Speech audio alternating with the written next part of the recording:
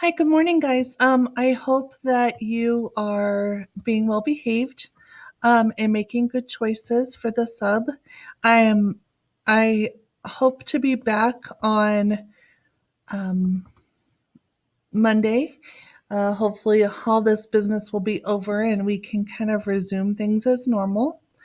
Um, you should have out a piece of scratch paper, a pencil, and something to grade with. Substitute, please wait until the question has been shown, has been read, and then I'll tell you to pause the video. At that time, please pause the video, give the students a chance to answer the question, and then press unpause so that we can go on to the next question. Okay, so let's go ahead and start. The first question is 42C. Okay, what shape is this the net for? Go ahead and pause the video now.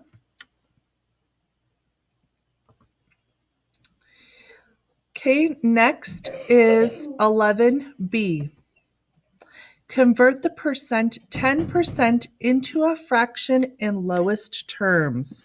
So which one of these fractions represents 10% in lowest terms? Go ahead and pause the video now. Okay, next is 8B. 8B says to change the fraction 1/4 into a decimal. Okay, go ahead and pause the video now. Okay, next is 46A. 46A says, what is the volume of this cube? Go ahead and pause the video now. Okay, next is 59C. What is the difference from a histogram and a bar graph? Okay, and it does say check all that apply, so you can have more than one answer. Go ahead and pause the video now.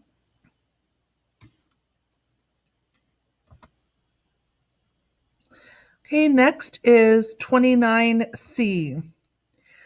Okay, combine like terms and find an equivalent expression. So an equal expression. 2 in parentheses, 1 plus z, end of parentheses, plus 2 times 4 plus z. Okay, pause the video.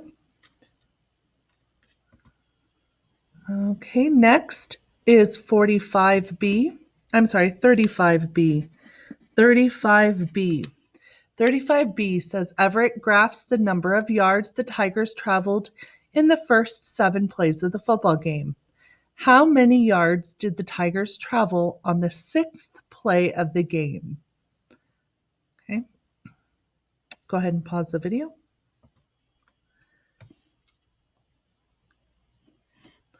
Last one is 2A.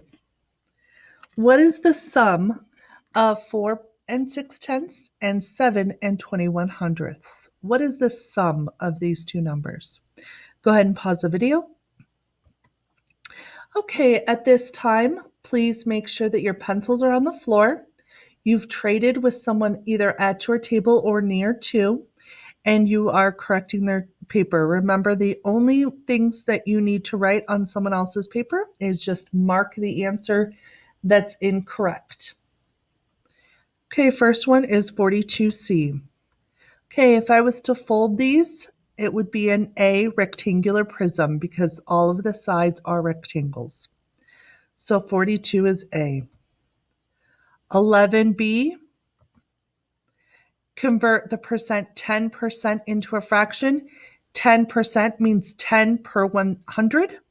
And I know I can divide 10 and 100 both by 10. And so that would leave me with B, 1/10. Next is 8B. Change the fraction 1/4 into a decimal. If I divide 4 into 1, I get 0.25, and that's C. I also could think of, I know that the whole thing would be 100% or 1, right? So 1/4, if I think about my quarters, one of them is 25 cents. And I know to write 25 cents, I could write it as 0.25, and that would be C. Okay, next is 46. What is the volume? For volume, I multiply length times width times height. And so I have 6 times 6 times 6 equals 216. Next is 59. There we go, 59C. What's different about a histogram and a bar graph? Okay, the information is represented by bars. Okay, that's the same for both of them. It's over time. That is correct. It is over time. A histogram, sorry. A bar graph, however, is not. C, it does not have a title. That's not true for either one of them. And then D, the bars connect. That is also true. In a histogram, all of the bars connect. So my answer is B and D. And yes, they have to get both of them in order to get it correct. If they got one but not the other, it is not correct. Okay, next is 29C.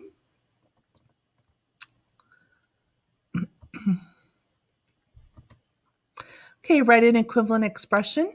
If I combine my z's, I have one z here and one z here, and so that would be two z's. So far, it's looking like A is the correct one, but let's make sure. Then I have 2 times 4, which is 8, plus this 1 from the parentheses would be 9. And so A would be an equivalent expression. B, my z's can be combined, and 8 and 1 can be combined. So that's not, it's equivalent, but it's not, everything has not been combined. And then the same thing with C. All right, 35B.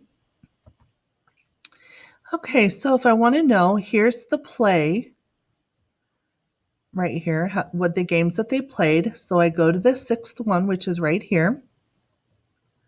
And then I look where my dot is. So I go all the way up this line, and my dot is here. And so I look over, and it says that dot is at 9 yards. And so the answer would be 9.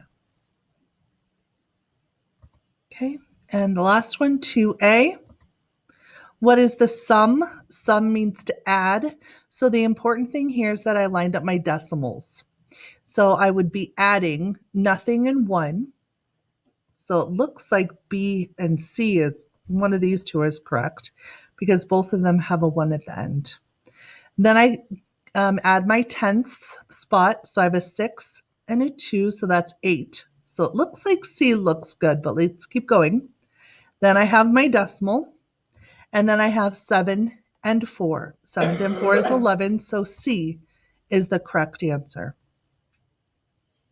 Okay, please write down how many the person got correct at the top of the page out of 8.